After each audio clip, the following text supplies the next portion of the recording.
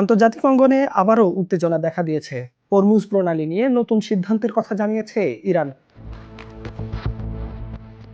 খুলে দেওয়ার কয়েক ঘন্টার মধ্যে আবারও বন্ধ ঘোষণা করা হয়েছে বিশ্ব জ্বালানি সরবরাহের অন্যতম এই জলপথ। শনিবার ইরানের যৌথ সামরিক কমান্ড এই তথ্য নিশ্চিত করেছে। এক বিবৃতিতে বলা হয়েছে, হরমুজ প্রণালীর নিয়ন্ত্রণ আবার আগের অবস্থায় ফিরে গেছে, অর্থাৎ পুরো প্রণালীর ব্যবস্থাপনা এখন সামরিক বাহিনীর হাতে। ঘটনার পেছনে আছে গত কয়েকদিনের টানাপোড়েন। শুক্রবার ইসরায়েল ও লেবাননের মধ্যে 10 দিনের যুদ্ধবিরতির চুক্তি হয়।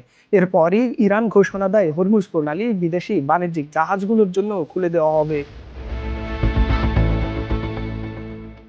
ইরানের পররাষ্ট্রমন্ত্রী আব্বাস আরাগচি এক বার্তায় জানান, যুদ্ধবিরতির সময় জাহাজ চলাচল স্বাভাবিক থাকবে, তবে নিরাপত্তার জন্য নির্ধারিত রুট মেনে চলতে হবে জাহাজগুলোকে।